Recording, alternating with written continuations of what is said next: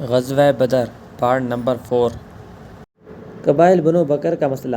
جب مکی لشکر روانگی کے لیے تیار ہو گیا تو قریش کو یاد آیا کہ قبائل بنو بکر سے ان کی دشمنی اور جنگ چل رہی ہے، اور اس لیے انہیں خطرہ محسوس ہوا کہ کہیں یہ قبائل پیچھے سے حملہ نہ کر دیں اور اس طرح وہ دشمنوں کے بیچ میں نہ گر جائیں قریب، تاکہ یہ خیال قریش کو ان کے ارادہ جنگ سے روک دے۔ لیکن عین اسی وقت ابلیس لعین بنو کنانہ کے سردار سراقہ بن مالک بن جعشم کی شکل میں نمودار ہوا اور بولا، میں بھی تمہارا رفیق کار ہوں اور اس بات کی ضمانت دیتا ہوں کہ بنو کنانہ تمہارے پیچھے کوئی ناگوار کام نہ کریں گے۔ جیش مکہ کی روانگی۔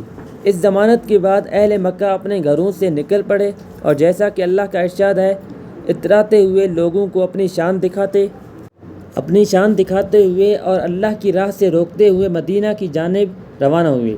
جیسا کہ رسول اللہ صلی اللہ علیہ وسلم کا ارشاد ہے، اپنے دھار اور ہتھیار لے کر اللہ سے خار کھاتے ہوئے اور اس کے رسول صلی اللہ علیہ وسلم سے خار کھاتے ہوئے، جوش انتقام سے چور اور جذبہ جمعیت و غضب سے مخمور، اس پر کچھ کچے ہوئے کہ رسول اللہ صلی اللہ علیہ وسلم اور آپ صلی اللہ علیہ وسلم کے صحابہ رضی اللہ تعالی عنہ نے اہل مکہ کے قافلوں پر آنکھ اٹھانے کی جرأت کیسے کی۔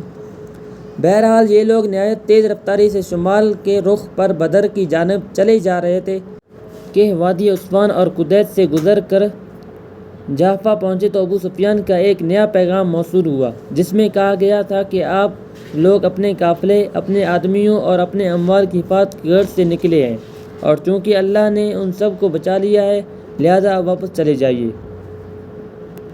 بھائیو، آج یہیں تک کافی ہے اور اگلا پارٹ جلد ہی آ جائے گا انشاءاللہ۔ اس کے لیے اپنا ڈھیر سارا خیال رکھیے۔ اللہ حافظ۔